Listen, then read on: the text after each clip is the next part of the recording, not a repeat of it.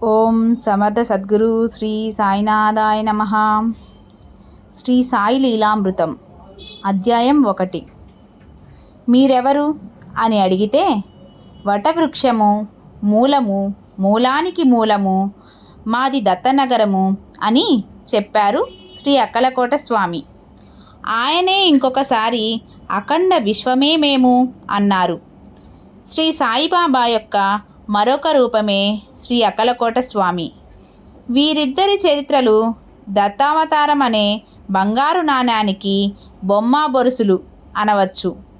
వీరు ప్రపంచ చరిత్రలో అవతరించిన మహాత్ములందరిలో అగ్రగణ్యులు. ఈ విషయం శ్రీ మహర్ బాబా కూడా శ్రీ సాయి ఈ విశ్వమంతటికీ గురువు అనదగిన వారని స్పష్టంగా చెప్పారు. ఆయన నివాసము వలన షిరిడీ వంటి మామూలు కుగ్రామము కాశీ తిరుపతి వంటి మహాక్షేత్రమైంది. అయితే ఈ క్షేత్రాలు ఒక మతం వారికి మాత్రమే పరిమితమైతే, షిరిడీ మహాక్షేత్రంగా తలచేవారు ఎందరో అన్ని మతాలలోనూ ఉన్నారు. అక్కడ అనుభవమయ్యే శాంతి అనుభవించవలసిందే గాని మాటల్లో చెప్పలేనిది. మనకు ఇంటి వద్ద ఏమి చేసినా శాంతించని మనస్సు షిరిడీలో కాలు పెట్టగానే ప్రాపంచిక వ్యవహారాలన్నింటినీ మరచి మహాశాంతిని పొందుతుంది. ఎక్కడ అలా శాంతి లభిస్తుందో అదే మన పరమగమ్యమన్నది ఋషివాక్యము.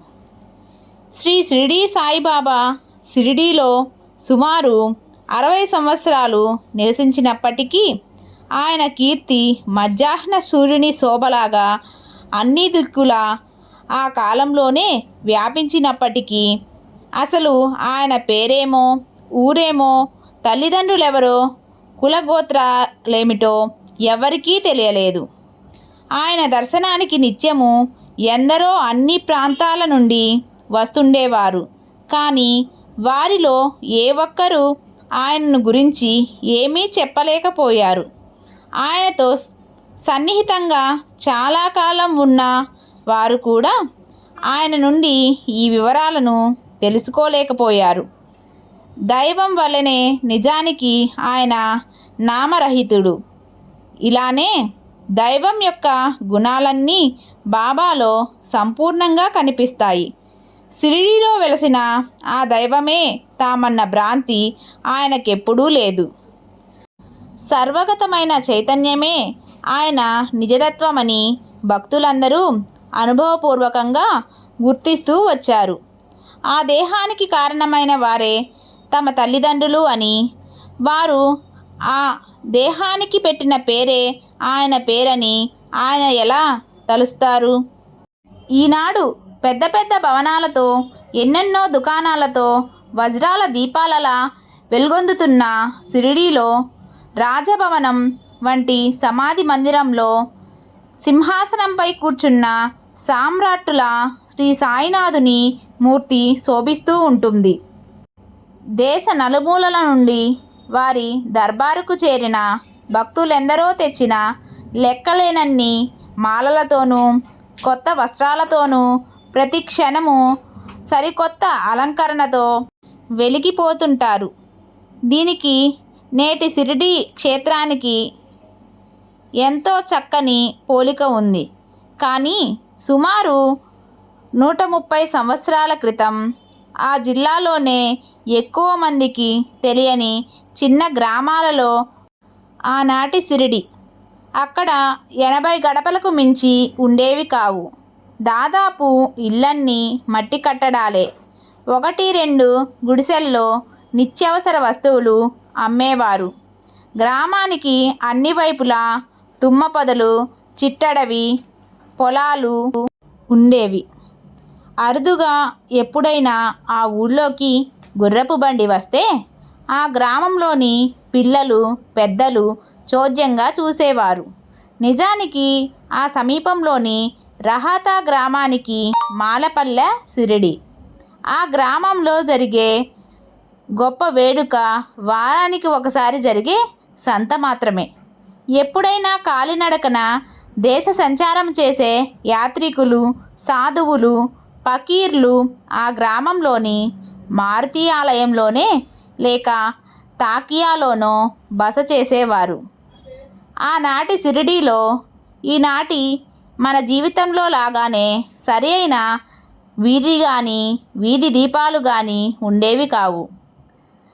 గ్రామంలో తలుపులు కూడా లేని మారుతి, శని, గణపతి, మహాదేవుల ఆలయాలు ఉండేవి. ఒకసారి ఒక పిచ్చివాడు ఆ మందిరంలో జొరబడి ఆ విగ్రహాలను విరగ్గొట్టాడు కూడా. వాటికి ఎలాంటి రక్షణ ఉండేది కాదు. గ్రామం మధ్యలో ఒక విఠలుని ఆలయము, గ్రామ ప్రవేశంలో గ్రామదేవత ఖండోబా ఆలయము ఉన్నాయి. శ్రీ సాయి 1854 ప్రాంతంలో ఒకరోజు ఆ గ్రామానికి ఉత్తరాన ఉన్న ఒక వేప చెట్టు క్రింద కూర్చొని కనిపించారు. నాడు ఆయనను చూసిన వృద్ధురాలు నానా తోట్కల్ తల్లి ఇలా చెప్పింది: ఈ బాబు మొదట వేప చెట్టు క్రింద ఆసనం వేసుకొని కూర్చొని కనిపించాడు. అతడు రూపము మనోహరంగా ఉండేది. ఎప్పుడూ ఎక్కడికి వెళ్ళకుండా ఆ చెట్టు నీడనే ఉండేవాడు. పరులెవరితోనూ కలిసేవాడు కాదు. రాత్రి సమయంలో కూడా అతడు భయమెరుగడు. చూడడానికి చిన్నవాడే అయినా అతడి చర్యలు అతడు మహాజ్ఞాని అని సూచించేవి. అంత చిన్న వయసులో చలికి వేడికి చాలక తపస్సు చేసే అతడిని చూసి అందరూ ఆశ్చర్యపోయారు. అతడు వైరాగ్యమూర్తి. అతని స్థితి ఎవరికీ అంతుపట్టనిది. ఈ కుర్రవాడు అకస్మాత్తుగా ఎక్కడి నుంచి వచ్చాడా అని అందరూ అనుకునేవారు.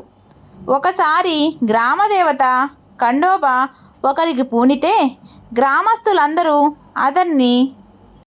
ఇతనిని కన్న పుణ్యాత్ములెవ్వరు, ఇతడు ఎక్కడి నుండి వచ్చాడు అని అడిగారు. ఆ గణం వారి చేత ఒక గడ్డపార తెప్పించి ఆ చెట్టు క్రింద ఒక చోట తవ్వించాడు. అక్కడ ఒక బండ, దాని క్రింద కొన్ని ఇటుకలు కనిపించాయి. ఆ బండను తొలగిస్తే దాని అడుగున భూగర్భంలోనికి దారి కనిపించింది. అందులో తిని వదిలేసిన పదార్థాలు, పూజా ద్రవ్యాలు, వెలుగుతున్న 4 ప్రమిదలు ఉన్నాయి. అప్పుడు ఆ గణం, ఈ బాలుడిక్కడ 12 సంవత్సరాలు తపస్సు చేశాడు అని చెప్పాడు. అప్పటి నుండి ప్రజలు అనేక ప్రశ్నలతో ఆ బాలుణ్ణి విసిగించసాగారు. అతడు అది నా గురుస్థానమని, ఆ బండను తిరిగి మూసివేయమని చెప్పి అలానే చేయించాడు. తరువాత కూడా ఒకసారి ఆ వేప చెట్టు దగ్గరున్న భవనానికి మరమ్మతులు చేస్తుంటే దాని క్రింద ఆ భూగర్భము, సమాధి కనిపించాయి. వాటిని గురించి అడిగిన భక్తులతో కూడా బాబా అలానే చెప్పారు. తరువాత అక్కడ ఒకరోజు పిల్లలు ఆడుకుంటూ ఆ బండను తొలగించి చూశారు. అక్కడ భూమిలోకి మెట్లు, చాలా పొడవుగాను చీకటిగాను ఉన్న గృహ కనిపించాయట. ఈ వివరాలు శ్రీ సాయి శరణానంద ఇలా వ్రాశారు: ఒకప్పుడు బాబా మసీదులో దుని దగ్గర ఉన్న స్తంభాన్ని నాకు చూపి దాని క్రిందనే ఒక గృహ ఉన్నదని, తామందులో నివసించామని, ఎవరైనా మహాత్ములు వచ్చినప్పుడు తప్ప తామెప్పుడూ బయటకు వచ్చేవారు గారని, తమ గడ్డం పొడవుగా పెరిగి నేలను తాకేదని నాతో స్వయంగా చెప్పారు. బాబా మరొకప్పుడు సగుణమేరు నాయక్తో, ఏమిటి, 1-2 రోజులు ఉపవాసానికి కూడా తట్టుకోలేవా? నేను 12 సంవత్సరాలు కేవలం వేపాకు తిని జీవించాను అన్న మాటలు ఈ వృత్తాంతాన్నే బలపరుస్తాయి. ఫిబ్రవరి 14, 1912న సాయి తాము చేసిన గురుసేవ గురించే కాబోలు ఇలా చెప్పారు: తామెన్నో కష్టాల కోర్చామని, నెలల తరబడి ఆహారం లేకుండా ఉన్నామని, వేప మొదలైన ఆకులు మాత్రమే తిన్నామని చెప్పారు. భగవంతుని కృప వలన ఆయన శరీరం శుష్కించి ఎముకలు కూడా నిలువజాలని స్థితిలో ఉన్నప్పటికీ తమకు ప్రాణం పోలేదన్నారు. ఈ బాలునికి 16 సంవత్సరాల లోపులే అంత గడ్డమెలా పెరిగింది? అసలు ఆయన వయసు ఎంత? ఒకప్పుడు దులియా కోర్టులో ఒక దొంగ తన వద్ద పట్టుబడిన వస్తువులను తన దొంగిలించలేదని తనకు సాయిబాబా ఇచ్చారని చెప్పాడు. అంతటా కోర్టు వారు సాయిబాబాను కోర్టుకు హాజరు కమ్మని సమన్లు జారీ చేశారు. బాబా ఎందరికో పూజ్యులవడం వలన భక్తులు పెట్టుకున్న అర్జీలను అనుసరించి ఆయన వద్దకే కోర్టు ప్రతినిధి వచ్చి వివరణ జరిపాడు. దానిలోని ముఖ్యాంశాలు ఇవి: న్యాయవాది: మీ పేరేమి? బాబా: వీరంతా నన్ను సాయిబాబా అంటారు. మీ తండ్రి పేరు? అది సాయిబాబాయే. మీ గురువు పేరు? వెంకుశ. మతం? కబీరు. కులం? దైవం. మీ వయస్సు? లక్షల సంవత్సరాలు. సరిగ్గా చెప్పండి. నేనెప్పుడూ అబద్ధం చెప్పను. అంటే సాయిబాబా నామ, రూప, కుల, మత, వయోభేదాలకు అతీతులు, సర్వవ్యాప్తి అయిన ఆత్మయేనని స్పష్టమవుతుంది. ఆయన వయస్సు అపారమని తెలిపే ఆధారాలు ఎన్నో ఉన్నాయి. అక్కలకోటలో దత్తావతారంగా ప్రసిద్ధికెక్కిన శ్రీ స్వామి సమర్థ నిర్యాణం చెందబోతూ కన్నీరు కారుస్తున్న భక్తులతో, షిరిడీలో నా అవతారమూర్తి మీకు లభిస్తారు, ఆయనను సేవించు, నీకే కొరత ఉండదు అని చెప్పారు. సాయిబాబా కూడా ఎందరో భక్తులకు అందుకు తగిన అనుభవాలిచ్చారని మీరు చదవబోతారు. అంటే అక్కలకోట స్వామియే సాయి అన్నమాట. ఈ ఇద్దరు సమకాలీకులవడం ఒక అంతుబట్టని దైవలీల. అంటే ఆ స్వామి వయస్సు పుట్టుపూర్వోత్తరాలే సాయి యొక్క వృత్తాంతమన్నమాట. ఆ స్వామి వయస్సు వందల ఏండ్లు. ఆయన రెండవ దత్తావతారమైన శ్రీ నరసింహ సరస్వతియే. అంటే వారి పూర్వావతారమైన శ్రీపాదవల్లభులే. అంటే స్వయంగా సనాతనుడైన దత్తస్వామియే అన్నమాట. ఆయనందరికో అటువంటి దివ్య దర్శనాలు ఇచ్చారు. అంతేకాదు, ప్రొఫెసరు బాలకృష్ణ ఉపాసనీ శాస్త్రి ఒకప్పుడు ఋషికేశ్ తపోవనము వెళ్ళినప్పుడు అక్కడ అపారమైన వయస్సు గల ఒక సాధువును దర్శించాడు. తర్వాత చాలా కాలానికి అతడు సాయిని దర్శించినప్పుడు ఆ తపోవన సాధువు తామేనని ఆయన నిరూపించారు. అంటే సాయి వయస్సు కూడా అపారమే కదా. అలానే రాజ్యం కోల్పోయి తిరుగుతున్న హుమాయూన్కు తమ ఆశీస్సుల వల్లనే అక్బర్ చక్రవర్తి పుట్టాడని, ఆ ముందటి జన్మలో తపస్సు చేసిన ముకుంద బ్రహ్మచారే అలా జన్మించాడని సాయి ఒక భక్తునితో చెప్పారు. తాము గతంలో కబీరుమన్నారు. రామాయణం, భాగవత కాలంలో కూడా తామున్నామని ఆయన చెప్పారు. ఆయన జన్మించిన మాట నిజమే అయితే నాటికే ఆయన పూర్ణుడైన జ్ఞాని అని ఆయనయే ఒకసారి ఇలా సూచించారు. నేను పుట్టినప్పుడు తనకు కొడుకు పుట్టాడని మా అమ్మ ఎంతగానో పొంగిపోవడం చూసి నేను ఆశ్చర్యపోయాను. ఆమె నన్ను కన్నదెప్పుడు? అసలు నాకు జన్మున్నదా? నేను అంతకుముందు లేనా? ఇంత మాత్రానికి ఆమె పొంగిపోతున్నదేమిటి అనుకున్నాను. ఈ వింతవాలుడు కొంతకాలానికి అకస్మాత్తుగా ఎక్కడికో వెళ్ళిపోయి సుమారు 1 సంవత్సరం తర్వాత షిరిడీ చేరి అక్కడే ఉండిపోయారు. ఈ మధ్యకాలంలో ఆయన ఎక్కడికి వెళ్ళారో ఏమి చేశారో ఎవరికీ తెలియదు. ఆ కాలంలో తాము విస్తారంగా దేశ సంచారం చేశామని, కొంతకాలం ఆలియను ముస్లిం మహాత్ముని దగ్గర, తరువాత రహాటాలోని చావడిలోనూ ఉన్నామని కుశల్బాహు అనే భక్తునితో సాయియే చెబితే అతడు చంద్రబాన్స్టేకు చెప్పారు. ఆ కాలంలో డౌలు షేర్ ఆయనను చూచాడట కూడా. ఈ ఆలీగారి చిత్రపటము 1918 సంవత్సరం తరువాత కూడా అహ్మద్ నగర్లోని రహాటేకార్ వాడాలో ఉండేది. తరువాత తాము అహ్మద్ నగర్ నుంచి రహాటాకు వచ్చి కొంతకాలానికి షిరిడీ చేరామని శ్రీ సాయి కుశల్బాహుకు చెప్పారు. మరొకప్పుడు శ్రీమతి కాశీబాయి కనిత్కర్ అనే భక్తురాలితో శ్రీ సఖారాం మహారాజ్ అనే గొప్ప సాధువుతో కలిసి కొంతకాలమున్నామని, ఆయన తమ గురుబంధువని, అక్కడ ఆయనతో కలిసి ఒక మామిడి చెట్టు నాటామని బాబా చెప్పారు. జోగ్ అనే భక్తుడు ఈ ఇద్దరి దర్శిస్తుండేవాడు. ఒకసారి జోగ్ అగోన్కావాడాలోని ఒక మామిడి చెట్టు కాయ కోసి షిర్డీకి తీసుకువెళ్ళాడు.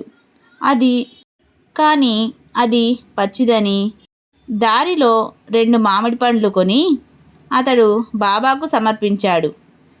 బాబా ఆ పండ్లను స్వీకరించక ఆ మొదటి కాయనే కోరి తీసుకున్నారు. దానిని చూడగానే ఆనంద బాష్పాలతో ఆయన కళ్ళు నిండాయి. దాన్ని అటూ ఇటూ తిప్పి చూసి, ఇది ఇంకా పండలేదు అన్నారు. అవునన్నాడు జోగ్. సాయి మరి కొద్దిసేపు దాన్ని తదేకంగా చూసి దాన్ని కోయించి భక్తులందరికీ పెట్టించారు. అదెంతో మధురంగా ఉండడం చూసి అందరూ ఆశ్చర్యపోయారు. రెండవసారి షిరిడీ చేరే నాటికే వారు పరిపూర్ణులని తెలిపే సంఘటనలు ఒకటి సాయి ప్రత్యక్ష భక్తుడైన దామోదర్ రాస్నే గారి కుమారుడు నానాసాహెబ్ రాత్నే నాకు చెప్పారు.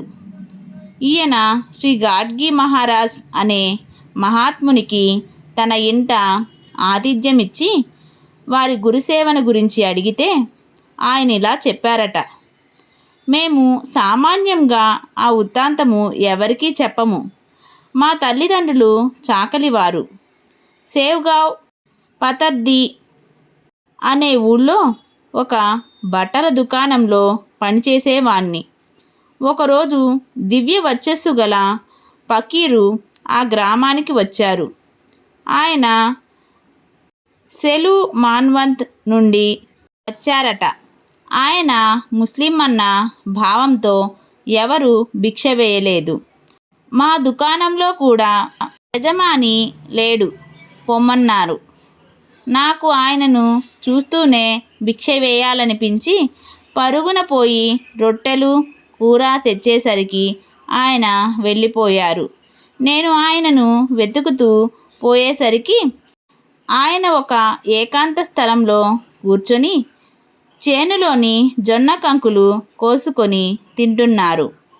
నన్ను చూసి కోపంతో నీవిక్కడికి ఎందుకు వచ్చావు అని అడిగారు. మీకెవరూ భిక్ష వేయలేదని గమనించి ఇంటి నుంచే భిక్ష తెచ్చాను అన్నాను. ఓహో, నేనేమి కోరితే అది ఇస్తావా ఏం అని ఎత్తిపొడుపుగా అన్నారు. నా దగ్గర లేని డబ్బు తప్ప మీరేమి కోరినా ఇస్తాను అన్నాను. అయితే నీ ప్రాణం ఇవ్వు అన్నారు పంతంగా. అది నేనివ్వదగింది కాదు, మీరే తీసుకోండి. నాకు ఈ జీవితం అంటే విరక్తి పుట్టింది అన్నాను. ఆ ఫకీరు నవ్వి నా తలపై చేయి పెట్టి ఆశీర్వదించారు. వెంటనే నా హృదయంలో చెప్పలేని మార్పు వచ్చింది. వారి సన్నిధి తప్ప మరేమీ కావాలనిపించలేదు. వారికి భిక్ష ఇచ్చాక ఇంటికి వెళ్ళి నాకొక గొప్ప గురువు దొరికారని, నేనిక సంసారంలో జీవించలేనని చెప్పి వేగంగా ఫకీరు వద్దకు చేరుకున్నాను. ఆయన నన్ను చూస్తూనే ఉగ్రులై, దుష్టుడా, నీవికిచ్చినది చాలక ఇంకా పీడించుకు తినడానికి వచ్చావే అని గర్జించి ఆ పక్కనున్న శ్మశానంలోనికి వెళ్ళారు.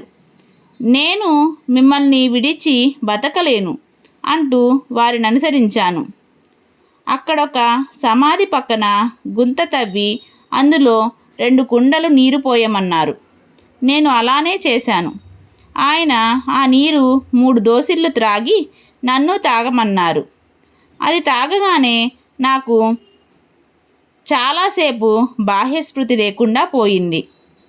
నాకు స్పృహ వచ్చేసరికి ఆయన ఎటో వెళ్ళిపోయారు. నేను ఆయన కోసం చాలా కాలం వెతికి చివరకు షిరిడీలోని మసీదుకు చేరాను. లోపల తెరలు దించి ఉన్నాయి. అచ్చట ఫకీరు స్నానం చేస్తున్నారు. నేను తెర పైకెత్తి చూశాను. నన్ను అనుగ్రహించిన ఫకీరు వారే. నన్ను చూస్తూనే పట్టరాని కోపంతో ఆయన, లంజకొడక, ఇప్పటికే నా రక్తమాంసాలను పీక్కు తిన్నావు, ఎముకలు కూడా తినాలని వచ్చావంట్రా అని ఒక ఇటుక విసిరారు. అది నా నుదుట తగిలి నెత్తురు కారింది. మరుక్షణమే ప్రేమగా ఆయన, నిన్ను పూర్ణంగా అనుగ్రహించాను. భగవంతుణ్ణి అనుగ్రహం నీకెప్పుడు ఉంటుంది. నిన్నందరూ దైవంగా కొలుస్తారు. ఇక నా వెంట తిరగవద్దు అన్నారు. కొంతకాలానికి ఆయనే శ్రీ గాడ్గి మహారాజ్గా లోకపూజ్యులైన ఎన్నో ధర్మశాలలు, పాఠశాలలు స్థాపించారు. వీరు సంకీర్తన చేస్తుంటే వేలాది భక్తులు చేరేవారు. ఆయన 1927 ప్రాంతంలో తమ భక్తులతో కలిసి సంకీర్తన చేస్తూ షిరిడీ చేరారు. మధ్యలో ఆయన, నేను మా ఊరు వెళ్ళిపోతున్నాను అని కేకలు వేస్తున్నారు. భక్తులతో కలిసి ఆయన కూడా షిరిడీ వీధులు చిమ్మి తరువాత సమాధి మందిరానికి ఉత్తరాన సంకీర్తన చేశారు. చివరకు భక్తులతో, ఇదే మన ఆఖరి కలయిక అని చెప్పి వెంటనే లేచి కాలినడకన నర్మదా తీరంలోని బదోత్ చేరి అక్కడే మహాసమాధి చెందారు. అంటే సాయి మరలా షిరిడీ చేరే నాటికే సమర్థుడైన సద్గురు అన్నమాట. తరువాత సాయి ఆ ప్రాంతంలోని యవాల, పూతంబ వంటి గ్రామాలలో పర్యటించారు. ఆయన పూతంబాలో శ్రీ గంగావీర్ బాబా అనే సాధువును కలిశారు. మీరు మహనీయులు, నా వద్దకు రావడమేంటి? నేను కేవలం మేకలు కాచేవాణ్ణి. మీరో సింహాలను, ఏనుగులను శాసించగలరు అన్నారు గంగాగీర్. సాయి నవ్వి వెళ్ళిపోయారని పూతంబాకు చెందిన ఒక వృద్ధుడు చెప్పాడు. శ్రీ సాయి చరిత్రలోని మొదటి ఘట్టం వేప చెట్టు క్రింద ప్రారంభమై అక్కడే ముగిసింది. తరువాత ఆయన పర్యటనల గురించి నేపథ్యంగా మాత్రమే తెలిసింది. ఈ దివ్య నాటకంలో ఇది నాంది ప్రస్తావన. అసలు నాటకం మరలా వేరొక చోట ప్రారంభమవుతుంది. ఔరంగాబాద్ జిల్లాలోని ఫైటాన్ ప్రాంతమంతా జ్ఞానేశ్వర్ మహారాజ్, జనార్దన స్వామి, ఏకనాథుడు, సమర్థ రామదాసు స్వామి వంటి మహనీయుల సంచారం వలన ఎంతో పవిత్రమైంది. గోదావరి ఉపనది అయిన ఎలగంగా అచ్చటి ధూప్ఖేడా అనే గ్రామానికి ప్రదక్షిణం చేసి ముందుకు సాగుతుంది. దానికి అవతల ఒడ్డున ఒక మైదానము, మహావృక్షాలతో నిండిన ఒక తోపు ఉండేది. ఆ గ్రామానికి చెందిన శ్రీమంతుడైన ముస్లిం చాంద్ పాటిల్ ఔరంగాబాద్ వెడుతుండగా ఒకసారి అతడి గుర్రం తప్పించుకొని పోయి 2 నెలలు ఎంత వెతికినా కనిపించలేదు. చివరికతడు దానిని జీను మాత్రం భుజాన వేసుకొని ఇంటికి వస్తూ సిందోడ్ బిందోడ్ అనే జంట నగరాల వద్ద ఎలగంగా ఒడ్డుకు చేరాడు. అక్కడొక మామిడి చెట్టు క్రింద వెర్రివాణి వలె ఉన్న ఒక ఫకీరు కనిపించారు. అతని సంకలో చట్కా, వంటికి బారు జుబ్బా, తలపై టోపీ ఉన్నాయి. అతడు చీలిం సిద్ధం చేస్తూ చాంద్ పాటిల్ను చూసి తన చెంతకు పిలిచి నవ్వుతూ, ఈ జీను నువ్వు మోస్తున్నావేంటి అన్నారు. పాటిల్ తన గుర్రం సంగతి చెప్పగానే ఫకీరు అది ఏటి ఒడ్డున ఉన్నది చూడమన్నారు. అతడు పోయి చూస్తే అతని గుర్రం అక్కడే మేస్తున్నది. అంతటితో ఆ ఫకీరు సామాన్యుడు కాడనుకొని గుర్రాన్ని తీసుకొని ఆయన వద్దకు వచ్చాడు. అంతలో ఫకీరు పొగాకు నలిపి చీలిం గొట్టం సిద్ధం చేశాడు. అప్పుడు తన వద్ద ఉన్న చిమ్టాతో నేలపై గుచ్చాడు. అక్కడ నుండి బుడబుడమని నీరూరింది. ఆ ఫకీరు ఒక గుడ్డ తడిపి పిండి ఆ మట్టిగొట్టం చివరన చుట్టాడు. తిరిగి సట్కాతో అతడు నేలపై కొట్టగానే ఒక నిప్పు కణిక బయటకొచ్చింది. దానితో చీలిం వెలిగించి పాటిల్కు కూడా అందించాడు. పాటిల్ ఆయన శక్తి సామర్థ్యాలకు నివ్వెరపోయి ఆయనను తన ఇంటికి ఆహ్వానించాడు. రేపు వస్తాను, నీవు వెళ్ళు అని చెప్పి మరురోజు ఆ ఫకీరు అతనింటికి వెళ్ళి అక్కడ భిక్ష చేశాడు. ఆయన కొంతకాలము ఎలగంగా పక్కనున్న తోపులో మకాం చేశారు. ఇందుకు గుర్తుగా ఇప్పుడక్కడ శ్రీ సాయి మందిరం ఉన్నది. ఆయన ఆ ప్రాంతంలో తిరుగుతున్నప్పుడు పాటిల్ను పలకరించేవాడు. తరచుగా అతనికి స్వప్నంలో దర్శనమిచ్చి ముఖ్యమైన ఆదేశాలు ఇస్తుండేవారని ఆ వంశస్థులు చెబుతారు. కొంతకాలానికి ఆయన పాటిల్ ప్రార్థన మన్నించి అతని మేనల్లుని వివాహానికి పెళ్లివారితో కలిసి ఎడ్లబండిలో షిరిడీ చేరారు. ఎడ్లన్నీ షిరిడీ పొలిమేరల్లోని ఖండోబా ఆలయం వద్ద మర్రి చెట్టు క్రింద పొలాలలో ఆగాయి. అందరితో పాటు ఫకీరు కూడా బండి దిగుతుంటే చూసి ఖండోబా ఆలయ పూజారి మహల్సాపతి ఆదరంగా యా సాయి రండి స్వామి అని ఆహ్వానించారు. అలనాడు ఎవరికీ చెప్పకుండా షిరిడీ నుండి వెళ్ళిపోయిన ఆ వింత యువకుడే ఈ ఫకీరని గుర్తించి అతను ఆనందించాడు. నాటి నుండి ఈ ఫకీరుకు ఆ పేరే స్థిరపడింది. సాయి కూడా షిరిడీలో స్థిరపడ్డారు. ఆయన ఆ కళ్యాణానికి షిరిడీ వచ్చింది లోక కళ్యాణానికే. సాయిబాబాకు మొదట పరిచయమైన మహల్సాపతి ఆయన మహాత్ముడని గుర్తించి తన మిత్రులైన అప్పాజోగే, కాశీనాథ్లకు చెప్పాడు. నిత్యము ఆ ముగ్గురు ఆయనను దర్శించుకునేవారు. పేదవాడైన మహల్సాపతి బాబాకు పరిచర్యలు చేస్తే అతని మిత్రులు బాబాకు నిత్యావసరమైన వస్తువులను సమకూర్చేవారు. ఒకనాడు అప్పాకోతే పాటిల్ అనువాడు తన భార్యతో కూడా ఆయన వద్దకు వచ్చాడు. వారిని చూస్తూనే సాయి లేచి నిలబడి వారిని ఆదరించారు.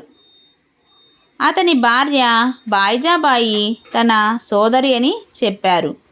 ఆమెకు కూడా మొదటి దర్శనంలోనే బాబాపై భక్తి శ్రద్ధలు కలిగి ఆయనకు భిక్ష పెట్టకుండా భోంచేయకూడదని నిశ్చయించుకుంది. ఆ రోజుల్లో సాయిని చూచిన తాత్యా బాబా కోతే ఇలా చెప్పారు.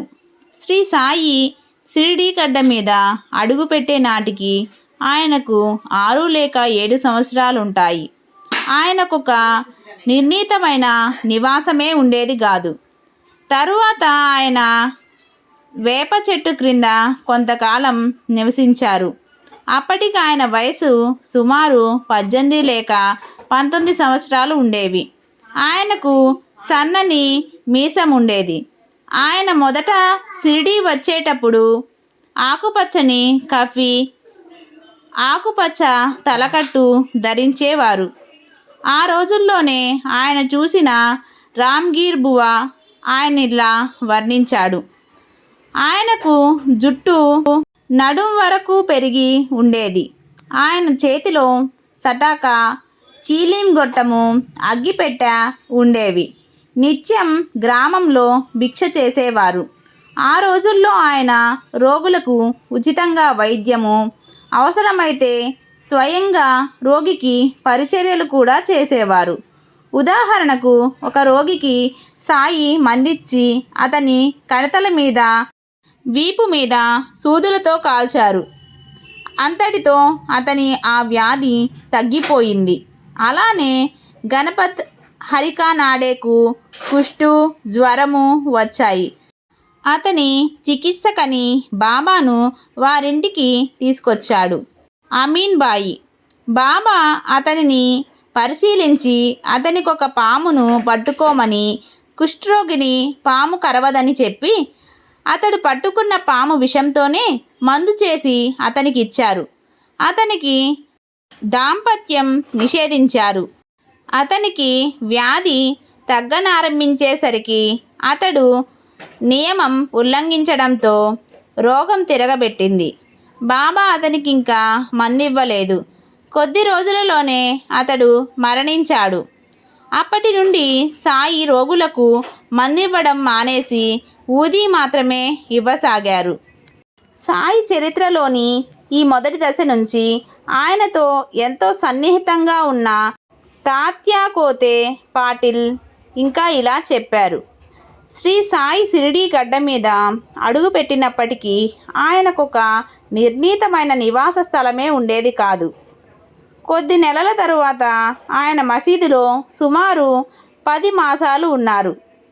తరువాత వేప చెట్టు క్రింద, ఆ తరువాత మరలా మసీదుకు వచ్చి సమాధి చెందే వరకు అక్కడే ఉండిపోయారు.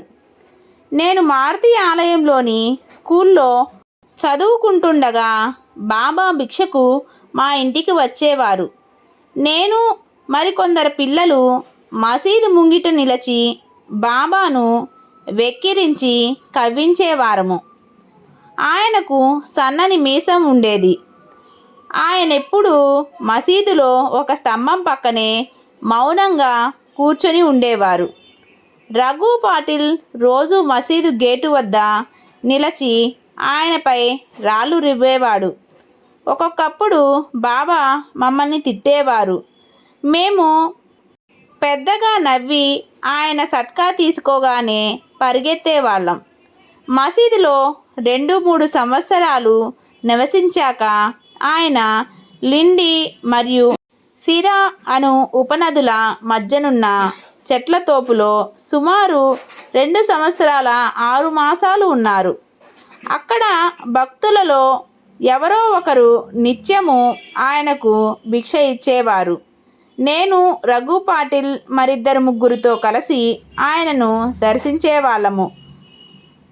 వామనరావు డెంగాలే కూడా వారి దర్శనానికి వస్తుండేవాడు. రెండవసారి సాయి షిరిడీ వచ్చే నాటికి ఒక వింత సాధువు కూడా అచ్చటికి చేరాడు. శంకర్ నారాయణ వైద్య అనువాడు నానావల్లి అనే మహాత్ముని సమాధి సేవిస్తుండేవాడు. ఒకనాడు ఆ మహనీయుడు స్వప్న దర్శనమిచ్చి షిరిడీ వెళ్ళమని ఆదేశించగా అచ్చటికి చేరాడు. సాయి రాగానే వారిని చూస్తూనే గొప్ప మహాత్ముడని గుర్తించి ఎంతో చనువుగా మామా వచ్చావా అన్నాడు. నోరెత్తవద్దు అని బాబా మందలించడం వలన అతడు ఆయనను గురించి పెదవి విప్పి ఎవరితోనూ చెప్పలేదు. సాయి తరచుగా రాత్రి సమయాలలో పకీర్ల చావిడికి వెళ్ళి మధురంగా పాడుతూ కాళ్లకు గజ్జెలు కట్టుకొని తన్మయత్వంతో నాట్యం చేసేవారు. ఆయన ఒకప్పుడు అరబ్బీ, పాష్వీ భాషలలోనూ పాటలు పాడుతూ మరొకప్పుడు కబీరు, తుకారాం రాసిన పాటలు పాడేవారు. ఈ విషయాలన్నీ తాత్యా పాటిల్ ఇలా చెప్పాడు. ఒక్కొక్కప్పుడు బాబా పారవస్యంలో ఉండేవారు. అప్పుడు చేతిలో తంబురా ధరించి ఒళ్ళు మరచి నాట్యం చేసేవారు. ఎంతో క్రమబద్ధమైన కదలికలు, కర నేత్ర హస్తముల భంగిమలు ప్రేక్షకులను మంత్రముగ్ధులను చేసేవి. పిల్లనగ్రోవి వాయిస్తున్న భంగిమలో నిల్చున్నప్పుడు సాక్షాత్తు బృందావన కృష్ణుణ్ణి చూస్తున్నట్లే ఉండేది. ప్రేక్షకులకు కూడా పారవశ్యం కలిగి ఏదో అలౌకికమైన దృశ్యం చూస్తున్నట్లు అనిపించేది.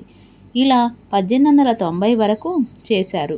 తర్వాత కూడా ఆయనకు ఈ కళల పట్ల ఆసక్తి ఉండేది, కానీ వాటిని భక్తి ప్రవక్తుల కోసం మాత్రమే వినియోగించుకుంటే మనిషికి అధోగతి తప్పదనేవారు.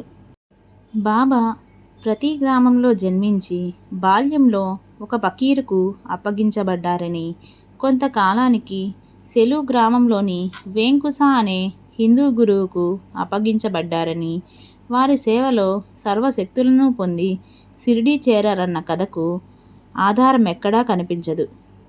బాబా ఒకప్పుడు సెలు నుండి వచ్చామని, తమ గురువు పేరు వేంకుస అని కొన్నిసార్లు చెప్పిన దానిని బట్టి తాను ఈ కథ అల్లానని, అంతకు మించి వేరు ఆధారాలేమీ లేవని మొదట ఈ కథ చెప్పిన దాసగను తన అనుభవాలలో చెప్పాడు.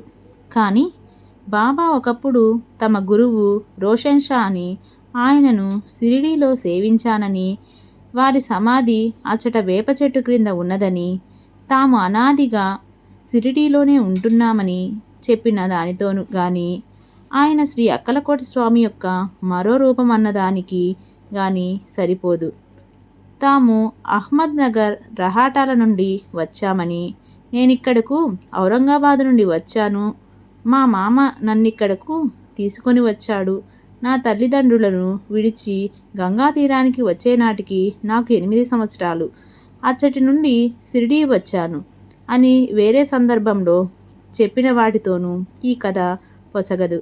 ఆయన 12 సంవత్సరాలు షిరిడీలో వేప చెట్టు క్రింద భూగృహంలో తపస్సు చేశారన్న నిశ్చయమైన వృత్తాంతంలోనూ ఈ కథ అసలే పొసగదు. 16 సంవత్సరాల యువకుడుగా ప్రకటనమైన ఆయన అందులో ప్రవేశించే నాటికి 4 సంవత్సరాలు మించి వయస్సు ఉండడానికి అవకాశం లేదు. సెలులో గోపాలరావ్ దేశ్ముఖ్ ఉరఫ్ వేంకుస వృత్తాంతమే నిజమైతే, షిరిడీలో ప్రకటనమయ్యే నాటికి బాబాకు సుమారు 60 లేక 70 సంవత్సరాల వయసుండాలి. తాము శుద్ధుడైన బ్రాహ్మణుడను అన్నప్పుడు ఆయన బ్రహ్మజ్ఞాని మాత్రమే వారి భావము. అంతకంటే తరచుగా ఆయన తాము పేద ఫకీరుమని చెప్పేవారు. దానికి అర్థమదే. జయదేవ జయదేవ దత్తావధూత యోమిని వంశ జన్మని అనే హారతి పాటలు కీర్తించినట్లు ఆయన హిందువులకు హిందువు, ముస్లింలకు ముస్లిము, అంటే హిందూ ముస్లిం అనే భేదాలకు అతీతుడు. సాయి తమ గురుసేవను గురించి ఒకప్పుడు ఇలా చెప్పారు: నా గురువును ఇక్కడే చావడిలో చూచాను. ప్రశాంతము గంభీరము అయిన ఆయన ముఖంలోని నిత్య సంతుష్టి నన్ను ముగ్ధుణ్ణి చేసింది. నా చూపు ఆయన ముఖం మీద నిలిచిపోయేది.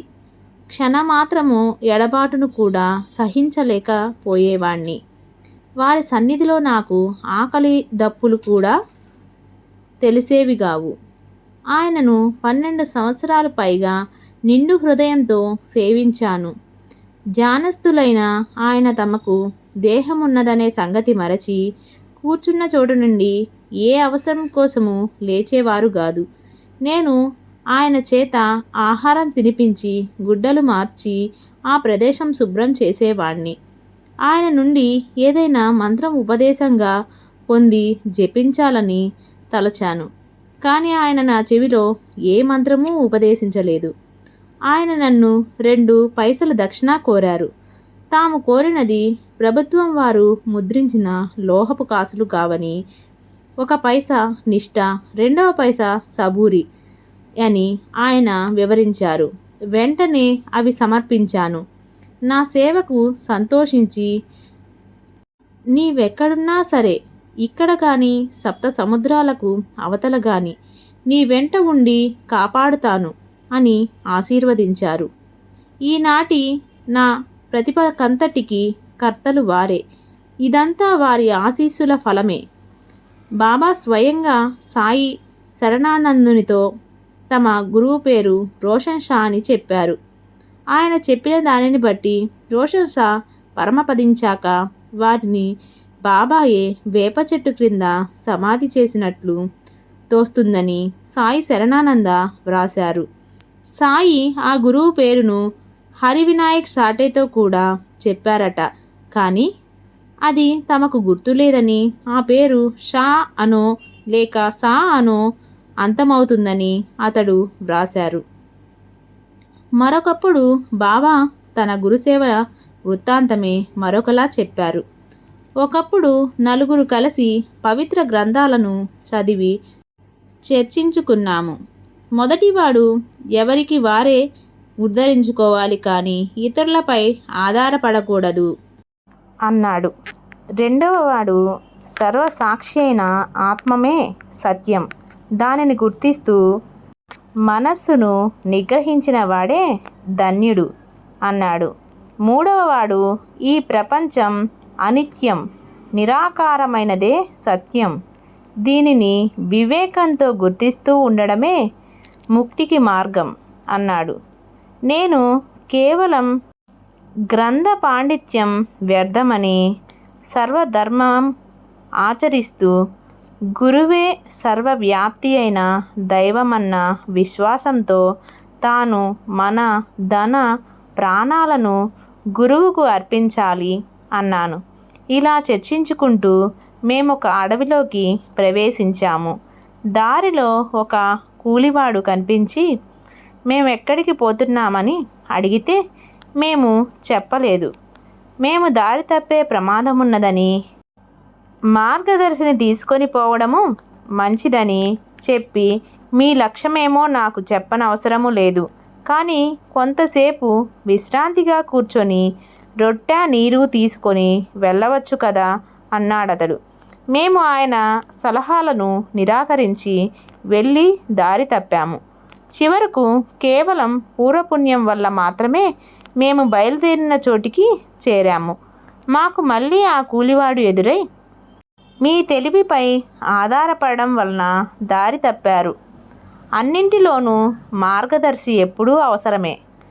భగవంతుడి కృప లేక ఎవరు దారిలో మా వంటి వారిని కలువలేరు. అన్నం తిని పొమ్మన్న ఆహ్వానాన్ని శుభశకునంగా అంగీకరించాలి కానీ నిరాకరించకూడదు. ఆకలి కడుపుతో ఏ అన్వేషణ సాగించలేరు. ఓరిమి శాంతి కలిగి ఉండాలి అన్నాడు. అతడు నిరక్షరాస్యుడైన హీనజాతివాడుగా కనిపించిన నిష్కారణమైన అతడి ప్రేమకు నా హృదయం స్పందించింది. నాకు ఆకలి దప్పులు తీవ్రంగా బాధిస్తున్నాయి. అసమాన ప్రేమతో అతడిచ్చిన అన్నపానీయాలను తీసుకోవడమే జ్ఞానానికి సరైన నాంది అని నాకు తోచి వాటిని సవినయంగా స్వీకరించాను. అప్పుడు గురువు మా ఎదుట నిలచి ఏమిటి నీ చర్చ అన్నారు. నేను వివరించాను. నిన్ను గమ్యం చేరుస్తాను, నన్ను అనుసరిస్తావా? అయితే నన్ను పూర్తిగా విశ్వసించినవాడు మాత్రమే కృతజ్ఞుడవుతాడు అన్నారు. నేను తల వంచి నమస్కరించి ఆయనను గురువుగా ఆశ్రయించాను. నా సాటివారు మాత్రము ఆతిథ్యాన్ని, గురుత్వాన్ని ధిక్కరించి వెళ్ళిపోయారు. తరువాత వాళ్ళందరూ దైవాన్ని అన్వేషించడం మాని ఆకలి దప్పులతో తిరుగుతూనే ఉన్నారు. తరువాత నా గురువు నన్నొక చెట్టు కొమ్మ నుండి బావిలోకి తల క్రిందులుగా వేలాడదీశాడు. నా తల నీటికి 3 అడుగుల ఎత్తున ఉన్నది. నేను ఆ నీరు అందుకోలేకపోతున్నాను. నన్నలా వదిలి ఆయన ఎటో వెళ్ళిపోయారు. 5 గంటల తరువాత వచ్చి ఎలా ఉన్నావు అన్నారు. నేను పరమానందంలో తేలియాడుతున్నాను అన్నాను. ఆయన సంతోషంతో నన్ను కౌగిలించుకొని నా దేహం నిమిరి నన్ను శిష్యునిగా అంగీకరించారు. నాకెల్లప్పుడూ ఆయననే చూస్తూ ఉండాలనిపించేది.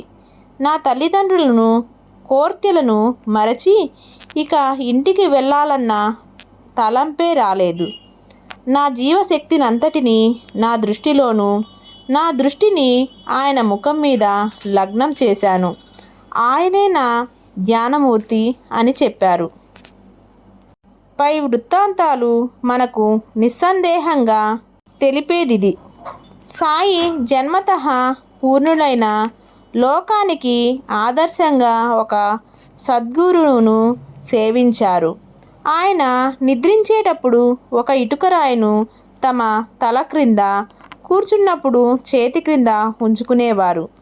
ఇది నా గురుప్రసాదము, నా జీవిత సహచారి, దీని సహాయంతోనే నేను ఆత్మను ధ్యానించేది అని ఆయన చెప్పేవారు. అయితే ఆ గురువు ఆయనకు షిరిడీలోనో లేక అడవిలోనో కనిపించి ఉండవచ్చు. తరువాత సాయి శరణానంద వ్రాసినది జరిగి ఉండవచ్చు.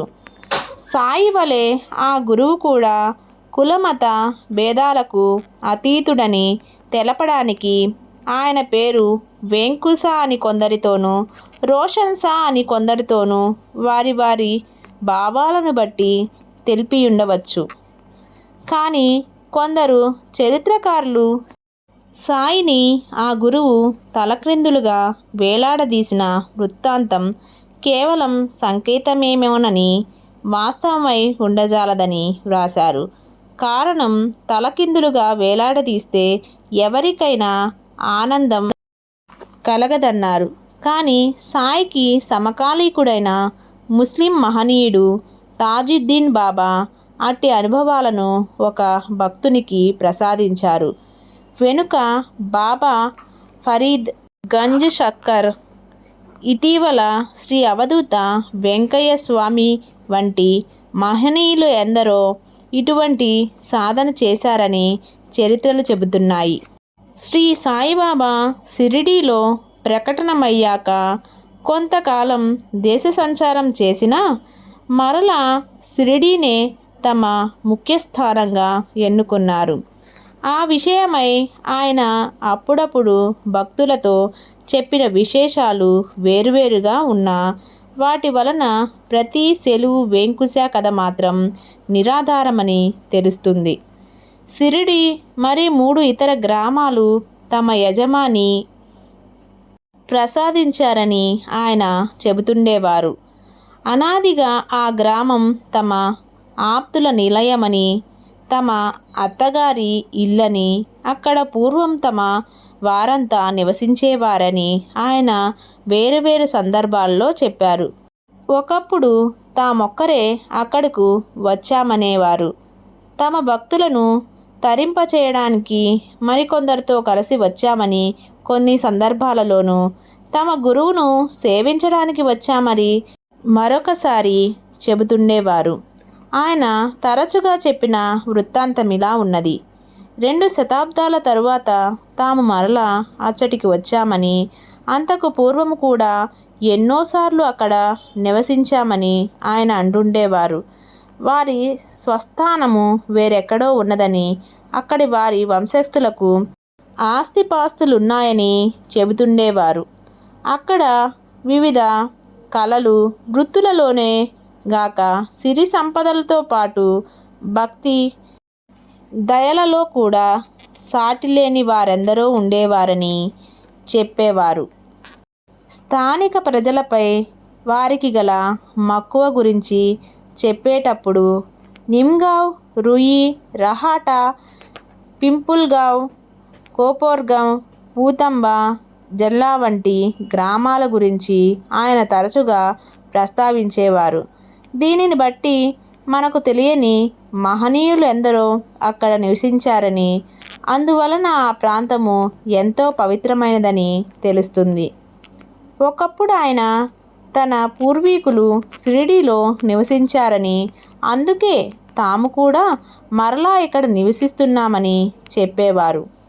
అక్కడ సిరి సంపదలతో ఉజ్వలంగా విలసిల్లిన ఒక నగరం ఉండేదని, దాని చుట్టూ మనోహరమైన తోపులు, పండ్ల చెట్లు ఉండేవని, అచ్చటి విశాలమైన వీధులకిరువైపులా సాటిలేని సంపన్నులు, మహాభక్తులు అయిన మార్వాడీ వ్యాపారులు నివసిస్తుండేవారని కూడా ఆయన చెప్పేవారు.